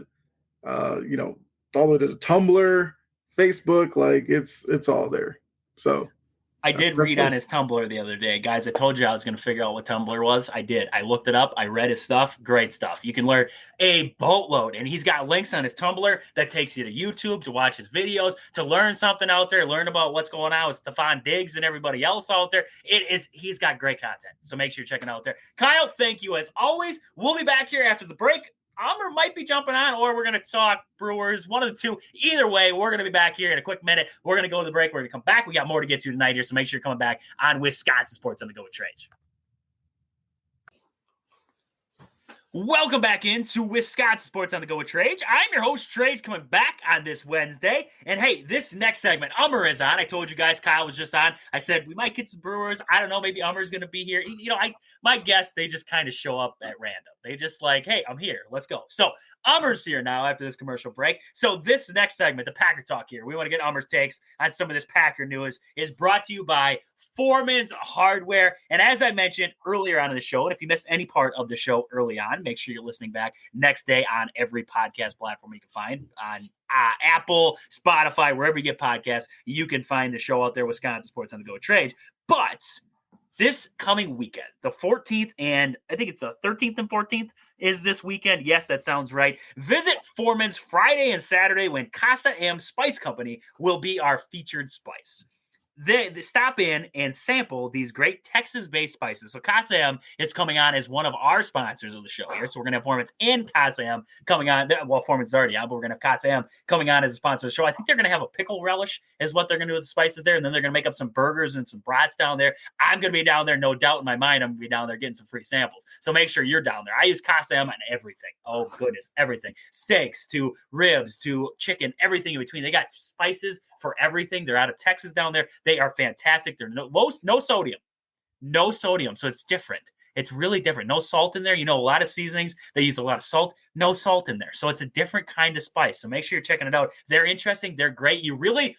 I didn't know about them at first. I didn't know. I was tinkering with the amounts, but once I got the amounts down and everything, they're fantastic. So make sure you are getting down to Foreman's in Loyal, Colby, or Medford, Wisconsin, coming up this weekend, Friday and Saturday. There'll be many great specials both days as a customer appreciation. So there's going to be a lot of great specials on lawnmower, everything in between. Goodness gracious, everything down at the store. Make sure you're checking them out. And then make sure you're telling them I sent you, Trade sent you, 5% off. Bam. Just like that. Get a great deal. Get 5% off. Can't beat it. Get free samples. Great spices. Make sure you're getting them down there at Foreman's Hardware coming up this weekend here. So, Ummer, how we doing? It is Wednesday. We're at the middle of the week. It's been a weird week because of all this weird stuff happening.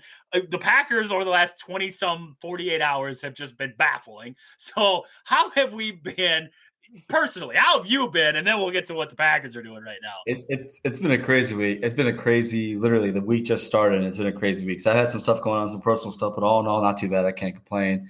The Packers are on a whole nother level right now. We see, we have, I think 46 million, maybe a little bit less in cap space. We cut Jair when I was the biggest proponent for week in and week out, hoping that they were going to make this work out and they're going to find a way to be amicable and bring him back. And we'll have to now wait to see where Jair ends up because that's going to be a tough pill to swallow if he stays within division. And then on top of that, too, I feel like we have Sam Shields 2.0 in the making with Bo Melton, turning from wide receiver to corner. People are talking about Travis Hunter in Jacksonville, and I'm saying, hey, guess what? We have Bo Melton at home. And so we're going to see if he's going to play both ways. But the biggest argument I will say is that if you take his workout when he came out of Rutgers and you put it into Matt Baum's RAS, relative athletic score, little calculation thing for a corner, he actually matches up to be a very good athletic corner, similar to actually a little bit better than his brother who went in the second round, but for the Cardinals, was a starting corner for them. So honestly, my head's on a swivel right now, considering the fact of just everything that's going on. And I really don't know if, not to hate on Goody by any means, but sometimes I do kind of wonder if he flies by the seat of his pants. So yeah, I'm with you, man. I can keep going, but how are you doing? Is the question, because that last commercial you just gave made me hungry. So now I'm figuring out how much I get something to eat. I'm doing good. I'm doing good as always. And I mean, he's jumping the gun out here. He's like, we're going to talk about everything. So I want to talk about. Let's start with that Jair news. So Jair Alexander's release. We talked about it. And if you missed my rant about it, and not really a rant, just what I had to think about it early on in the show, make sure you're listening back on podcast the next day. Tomorrow, you can listen across all podcast platforms. Find the show there. You can find what I had to say. But I mean, Jair's let go.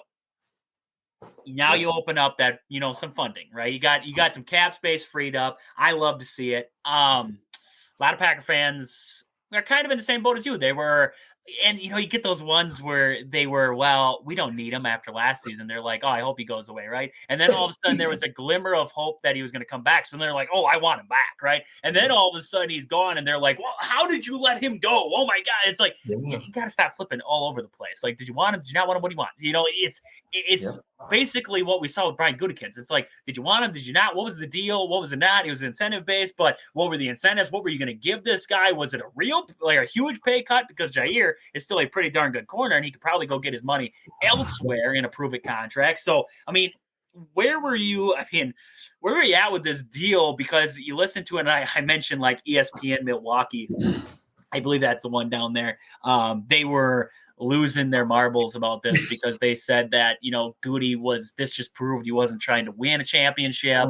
And it was, just baffled me, because I don't think this was a move that was, I'm not going to win a championship. Because honestly, like I said earlier on the show, I think you got better already in the secondary. Nate Hobbs over top of Eric Stokes. You already got better. Mm-hmm. And you got Keyshawn Nixon back. You got Carrington Valentine. You added a lot of young guys. Now Kalen King apparently is walking around in a cast, so I have no idea what happened there. But Bo Melton's moving over to corner, so that's fine, right? And, we've seen him on special teams, and he does a darn good job on special teams. So maybe it is one of those. Bo Melton can switch out. He wasn't going to make it as a wide receiver on the roster. Definitely. So this was his only shot to make the 53. And if it works out for him, it works out for him.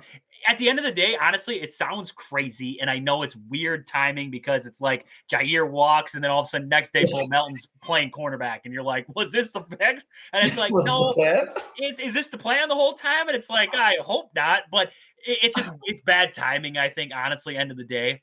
Yeah. But I really do think, it's good to have depth, and I think Bo Melton could be a guy to flip over. So it's not bad. It's not bad. It's not bad there. But what were your thoughts coming off? You gave a little bit there, but we remember we got to keep it PG on the radio here. We got to keep it PG on the radio. But what were some of your thoughts there coming off that Jair release?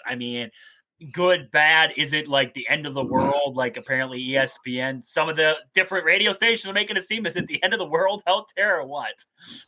Oh man, well, first, my bad if I dropped a bad word there. That's my fault. I don't think you did you? I don't think you dropped a bad word. I did, but I can see where you're going, because you're right there. Because when it comes to Kyle, Ben Brust, and those guys, I would advise people to be mindful of their show. They are very much clickbaity. They troll a lot. I do feel why some people resonate with what they're saying. And it's because, not that I agree with him making this move means that Goody's not trying to win a Super Bowl. I don't think that's true. We're just so used to seeing these other teams like the Philadelphia Eagles, the Chiefs, and even for that matter, the Bills and other teams that make certain moves that show that they're trying to move the needle in the positive direction. Right. And we're not seeing that with Green Bay. They kind of do this very much like, hey, the tried and true method, slow and steady. It's worked for us before, it'll work for us again. We have all this cap money. I think what you've mentioned previously, and when it comes to us losing Jair, to me is, you do lose a guy who hasn't played much in the last couple of years, but we both said when he's out there, he's one of the best. Right. And I was definitely in that yo-yo phase of like, I always wanted him back. And the fact that there was hope really upsets me. And for them not to be able to come to some kind of decision to where a contract would be structured, because that's what the problem was. Like it was an incentive-based contract, but it wasn't structured the way he wanted. I'm assuming he didn't get enough guaranteed money. In his defense, he's like, well, I earned the contract that you're trying to restructure me out of, so then why am I going to take less money? Yeah. Okay, that's fine. it'll be really interesting to see what he gets in the open market.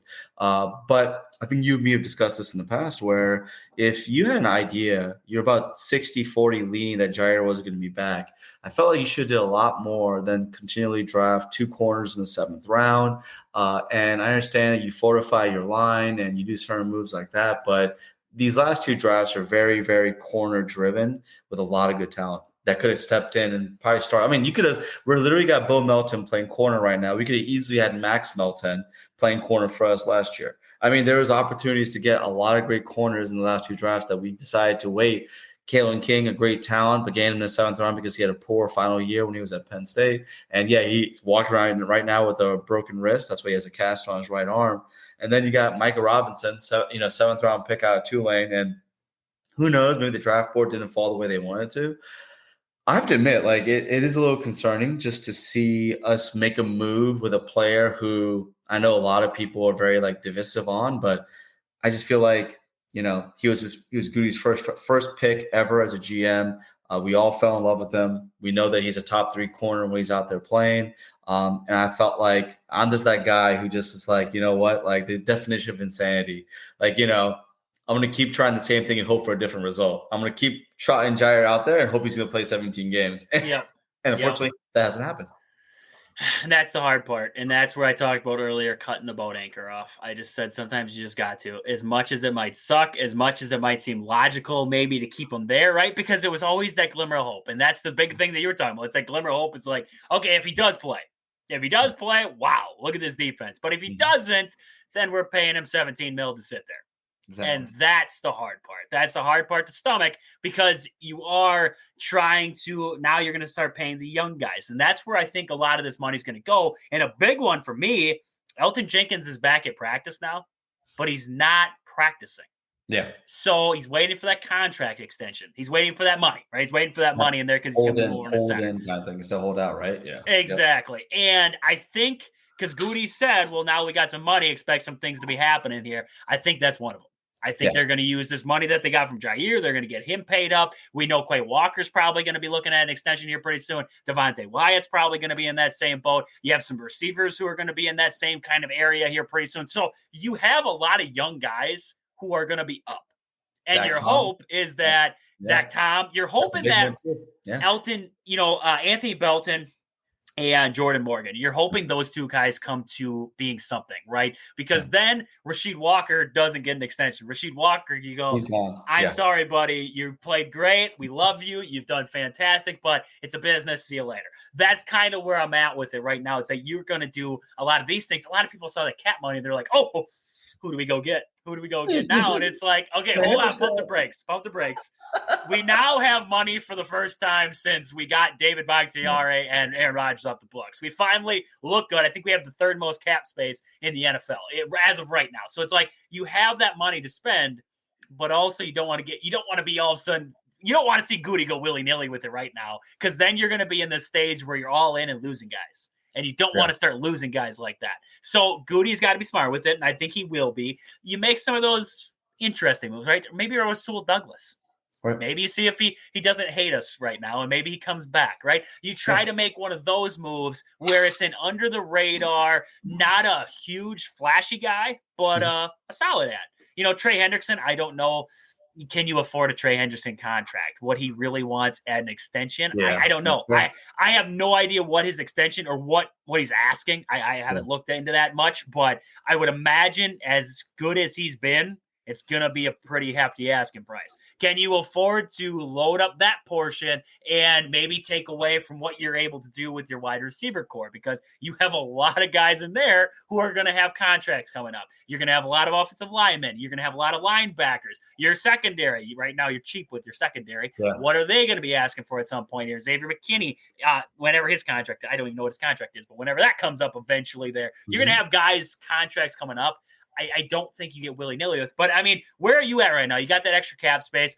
I think it's a pipe dream. I know a lot of people were like, oh, now that they have this, Trey Hendrickson, hello, TJ Watt, hello. And it's like, oh, boy, like I'm going to be the bearer of bad news to you guys. I hope so, right? Wink, wink. I hope go get them, right? But at the same time, I'm like, I don't foresee that. I mean, we essentially drafted 2 corners in the 7th round. Do you think Goody's going out to grab one of the premier pass rushers in the league? I hope so, but I don't think so. So where are you at right now with this extra cap space? What are you thinking? What are they going to do? I think you nailed them all. I mean, I feel like, the one thing that they always say that Packers always do is when they sign their own players, the argument is that, they're just signing their own players. And reality is they are signing free agents or potential free agents that just signed their guys that before they hit the market, right? And Zach Tom was asked about his contract here during OTAs, and he's just like, hey, I'm just waiting for that to play out. So I'm pretty sure this money's going to open up. You nailed them all. Wyatt, Quay. I think with Wyatt, they may wait out to see. Yeah, it's going to be a play it out because they got those 2 Stackhouse and who's the other guy? Brinson. Yeah, the 2 guys from Georgia. So it's going to be if those guys produce. Devontae Wyatt. Colby Wooden looked like he gained like Colby Wooden's huge, man. Wow. Yeah, he looks like he's 300 now, like 300 plus. And I'm like, he came in at 278. He looks like he can move a house and then some right now. Like he looks built. Thick. He looks really thick. I'm like, all right, well, if you get him to like 290, 300, like for him to play nose tackle, he's going to get Kenny Clark weight, which is like roughly around Clark, I think, plays around 330, 320. So he had to get a little bit bigger. But I'm telling you, like, it's one of those things where if they make a move like Trey Hendrickson, you're like, all right, you make that move. You do make people kind of forget about the Jair thing.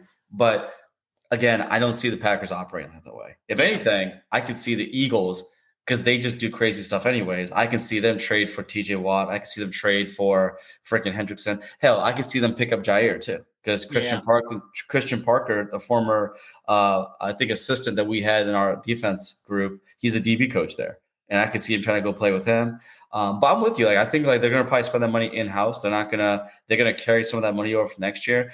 I don't know if Elton's going to get a new contract, but I think they're going to restructure it in a way to where he gets the majority of the money in his current contract. I feel like Elton is a dude that deserves a 3rd contract. That's a scary thing, right? Because, the guys that do get 3rd contracts are the ones that normally get banged up, like D-Bach, Rodgers, and then now Kenny Clark. Every single one of them got 3rd contract. Every single one got hurt. So I don't want to wish ill will, because I love my man, Elton Jenkins. I love him to death. And but if anyone's going to be playing center and he just wants to get his money, I would give it to him. I'd make it work. I think they're going to try to do that and try to see if Jacob Monk can take over that job in a couple of years, right? But he's a natural center out of Duke, right? So that makes sense. I'm with you, though. Like, they're going to find a way to make that money work in-house. If they did something crazy and went for someone like, I know Jalen Ramsey's out there. I don't want anything to do with Ramsey. I understand Ramsey's a hot name. He's a hot corner, but I just have seen him. He's worse than Jair. Honestly, and I just don't think he performs that well on the field. No. I don't feel like he's a lockdown corner like, Jair was, or like when you see guys like AJ Terrell out of Atlanta, you see the Trent McDuffie's out of Kansas City. These are the kind of dudes that will lock you up. Like that's it. Like, even, and I hate to admit, Jalen Johnson, Jalen Johnson pisses me off. He's on the Bears, right? But the guy can play. Like I'm not saying he's probably a top 10 corner. But those are guys that actually have when they put lockdown and they take over half a field, how like Richard Sherman used to do that back in the day. Those are the kind of guys to do it. And Jalen Ramsey, I feel like is just not that guy anymore. No, I agree. And I feel like if we do invest in the pass rush, I 100% feel that that'll make the secondary look a little bit better. I'm holding out hope that Carrington Valentine just keeps going in the right direction. I'm not sold on Nate Hobbs. Nate Hobbs, to me, I feel like he's like a dog kind of player. He has a dog in him. I feel like he's very, very like see ball, get ball kind of guy. His injuries do concern me. He's always had injuries when he was over there in the Raiders. And I feel like we got a lesser version of Jair with the same injury history to a certain degree with him. No, I agree. I just say it's an improvement over Eric Stokes. That's all I got to say. 100%. No, that I agree. That I 100% agree. Yeah, he unfortunately set a low bar after he got hurt. Yeah. Before he got hurt, had so much potential. Potential. He just lost foot speed when he got hurt, and that was the biggest problem. So, Umber, I got to run. Holy crap, we ran long again, but that's okay. I got to run here. But, Umber, let everybody know where to find you out there. Hey, of course, man. Hey, just find me on Twitter at AMER3455. Find us on Coast to Coast Packers on Game On Wisconsin. Normally weekly. We missed last week. Just had some stuff going on, but we're trying to get back this week. We're going to try to touch on everything that's going on right now, all the Jair stuff, all the press conferences, all the pressers, the interviews, the whole 9 yards, as well as just things that are going on when it comes to the drilling, the 7-on-7 and 11-on-11 drills. We're seeing some real good command by Jordan Love. And I know it's, it's mini camp, but people are saying that he looks like it's his offense. And people weren't really saying that the last 2 years. So I'm really looking forward to seeing it. Love to hear it. Love to hear Yes, it. There. sir. Make sure you guys check out Umber there. Make sure you guys are checking out Coast to Coast Packers, where we'll talk more Packers here coming up this week. Probably tomorrow, as he said there. So make sure you're keeping an eye out for that there. So, like I said before, we got Brewer Talk to get to tonight here. So make sure you're coming back here. We'll be back here after the quick break. We're going to hit some Brewer Talk. We got a bunch of questions coming in from fans there. So we're going to talk about them when we come back here. We'll be right back here on Wisconsin Sports on the Go with Trage. This Wednesday. And hey, this next part of the show, we're going to talk a little Brewers here. We just had Umar on. We had Kyle on earlier. We talked a little Jair earlier on in the show. We talked about a lot tonight here on the show. And if you missed any of it, make sure you're checking us out next day across all podcast platforms. But this next segment of the show, the Brewer Talk, is brought to you by Marshfield Motor Speedway, the half-mile paved track just 3 miles west of Marshfield on County Road H. Find upcoming events and races at marshfieldspeedway.com. That is marshfieldspeedway.com. Or check out the Facebook page, my Facebook page, Wisconsin Sports on the Go with Trade. We always make sure that we are sharing. If we see it, we share the schedule out on our page too, so you can find the links there. And then get over to their page. Make sure you're liking Marshfield Motor Speedway across all social media platforms. So, I want to talk a little bit of Brewers. I had a lot of questions come in about the Brewers here, and I asked a question on social media there the other day after this last weekend. So it was a subpar weekend, as I talked about earlier, for the Brewers. They had a lot of winnable games. That's all you can really say is it was a lot of winnable games. And I said out on social media, I said, I truly believe that this team can compete with just about anybody. I said it point blank. I think they can. I think they can truly compete with just about anybody out there. But this offense is very hot and cold. Very hot and cold. I said that the other day. I said it's just like Jackson Churrio's bat. I mean, Jackson Churrio has been the definition of hot and cold. And that's where I'm kind of at with this Brewer team right now. They are very hot and cold on the offensive side. And I said this pitching staff's been good. I mean, they have been. They've been really good, especially as of late here, especially over this last month. This pitching staff's been great. I mean, Quinn Priester's been fantastic. Dio Hall's been good as an opener.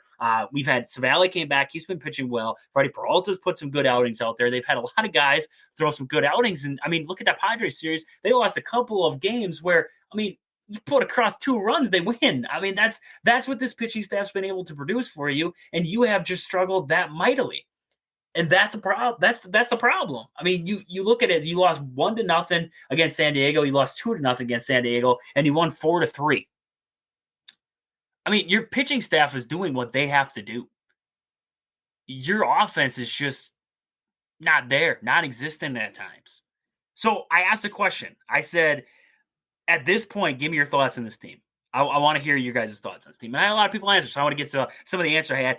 Caden over on Facebook, he said, we need guys like William Contreras to heat up. I know he's been playing with a fractured finger, but he's definitely not carrying his weight offensively. Additionally, I personally think Murphy needs to try and wiggle Jake Bauers in the lineup more often, as he's been a strong hitter despite not getting consistent playing time. 100% agree on the Jake Bauers thing. You got to find a way to put him in the outfield or in a DH role. I give Yelich nights off. We saw it last night there when they played the Braves there and won. They gave Yelich the night off. Jake Bauers and Rhys Hoskins are both in the lineup. That's something that I think you have to do more often there, because Yelich, put him in the outfield. Put him in there for Isaac Collins. Whatever you got to do. Maybe put Jake Bauers in the outfield for Isaac Collins at times. Any way you got to do it, but find a way. I agree with him. Get him in there. William Contreras does have to be more consistent. I understand he's playing with a fractured finger, but if you're playing with a fractured finger, you have to find a way. You have to find a way to be consistent at the plate, because if you are just a non-factor and the excuse or whatever we want to pull here is, well, he's got a fractured finger. I'm playing through it mentality, but at the same time, you have to be able to produce then, because if you're not, then you might as well not be playing through it, if that makes sense. So that's where I'm kind of at right now. Ryan Larson, he said one word: offense. The offense is just flat out costing us winnable games. I think on the radio today, they said that the 2 losses this series, they left on 11 runners on each game. That's 22 left on. And then I actually saw a stat that said, I saw another stat where the Brewers have been shut out while leaving 10 plus on base 6 times in the last 10 years. 3 of those were in the last 30 days. So that tells you where this team's at right now. Leaving guys on base has been a problem for this Brewers team. So, I mean, and all the answers that I had really, I mean, across were essentially the same thing. Very streaky at the plate. A lot of people coming with very streaky at the plate. This team has, hot and cold. Guys need to step up. You need to have, between Contreras and Hoskins and Yelich. Those guys need to step up. And then other people were telling me, Ortiz and that needs to go down. So just a lot of the same. A very hot and cold offense right now. And that is what people are seeing. And that's what the problem with a lot of people is. This offense so hot and cold, they don't have a lot of power in this lineup. That's leading to their problem. So I had a lot of questions. I had one come across. Should the Brewers keep running out Ortiz and Durbin? If not, who should they replace him with? That's a toughie because, it's like Ortiz, whenever I talk crap about Ortiz, he finds a way to get a hit, right? He had a big hit. That's what got the Brewers on the board a couple nights ago. And then he got the Brewers on the board there early in this last night's game there he got on and then Churio hit a home run to bring him in. So, Ortiz has been swinging a better bat. Now, am I going to sit here and tell you that he's been swinging a great bat? No. Not at all. He has not been swinging a great bat. Has he been swinging a better bat? A better one, it's not very hard to be better than what he was, right? And I think, honestly, and this is my opinion on it, right? Over the last 7 games, he's at 227, so it's not great. But in my opinion, you really look at it, you could hide a guy like Joey Ortiz in a lineup if William Contreras is hitting, Churio's hitting, Hoskins is hitting, Sal's hitting like he is right now, Terang's hitting, Jake Bauers is hitting. You have guys hitting around him, you can hide him. You amplify a guy when everybody else is struggling. Yelich is struggling. These guys are struggling. And then Joey Ortiz is struggling on top of that. It really puts that, now we really notice Joey Ortiz, right? That's where I think you have a lot of guys in this Brewers lineup where they're also struggling. So it really shows Joey Ortiz was never, if anybody looked at Joey Ortiz and they're like, man, I was expecting him to be a 270 hitter all of a sudden, it wasn't it. Back in 2023, he hit 212 in 33 at-bats. Last season, he hit 238. He had a better stretch to start the year, but then ended up getting hurt, and then it went downhill. And this season, this year he's batting 190, so it's not great. Not at all great, right? It's terrible if you really look at the metrics. But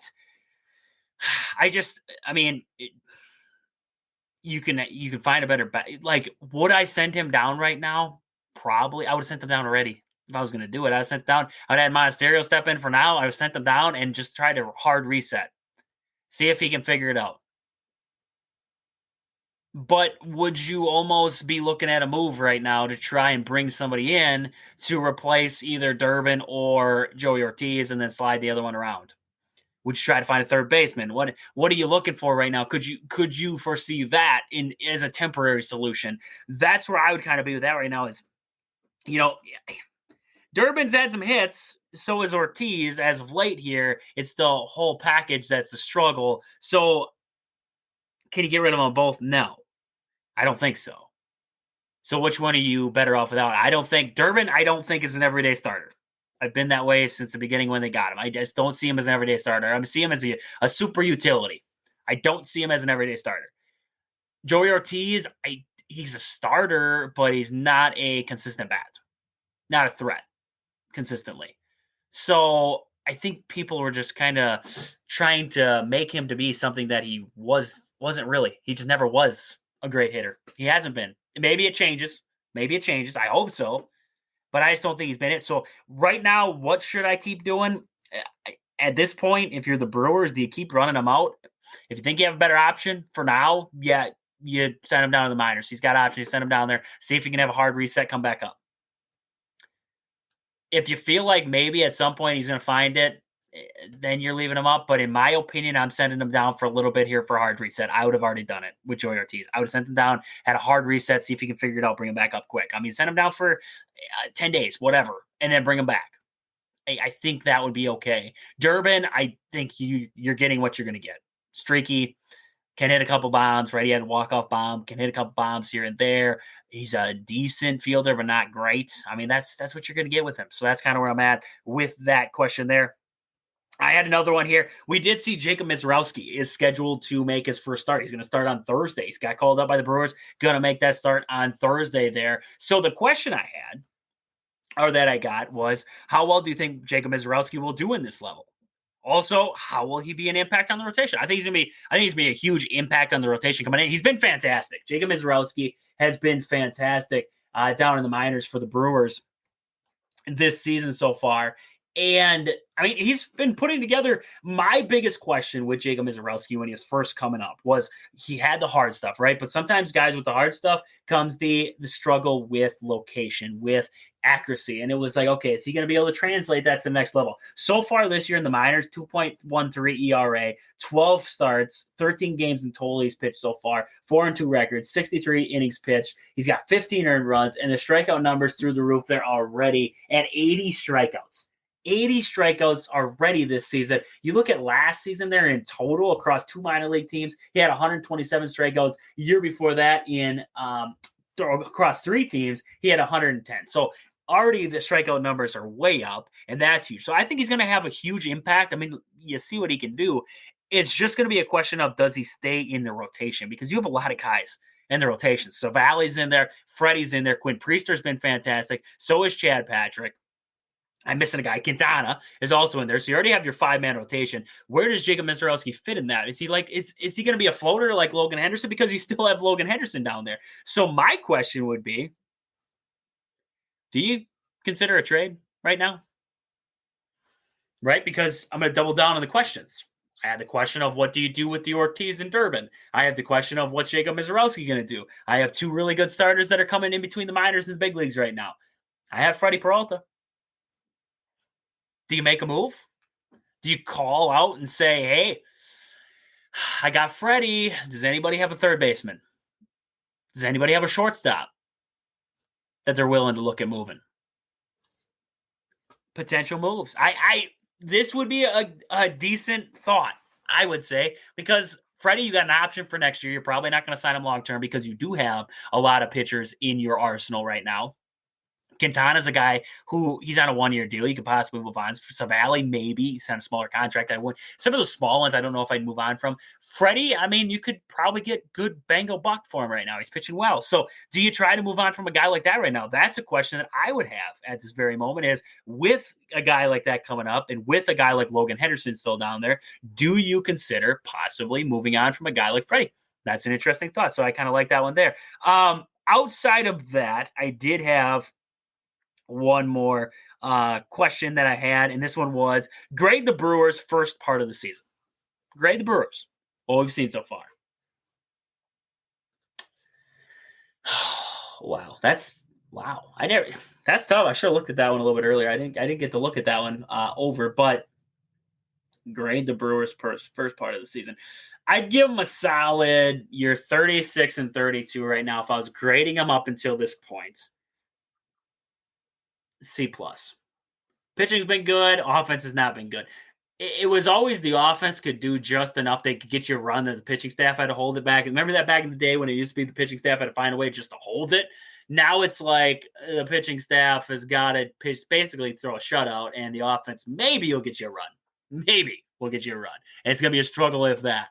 So I would say probably around a CC+ is where I would grade the Brewers right now. That's kind of where I'm at. I'd love to hear where you guys are at. 715-990-4914. That's 715-990-4914. I'd love to hear what you guys think, where you're at with this Brewers team. Where would you grade them right now through that first half? That was a good question that I had out there. So outside of that, the Brewers, they're going to finish this series, as you guys know, pre-recorded here. So as the Brewers are finishing up this series, they so far 1-1 in the series against the Braves. They're going to play game 3 here, 1-10 start there. And then they're going to have the Cardinals coming up this weekend, for a 4-game set coming up this weekend. That will be starting Thursday. Mizorowski is going to make the start, then Quintana, then we're going to see Peralta, and then Savali against St. Louis there. That's going to be in American Family Field, and then they're going to take on Chicago, the Twins, Pittsburgh. So they got a couple of good series coming up there with Chicago and the Twins. So it's going to be, some tough, good series coming up here against some winning ball clubs that the Brewers, right now they're trailing a team like the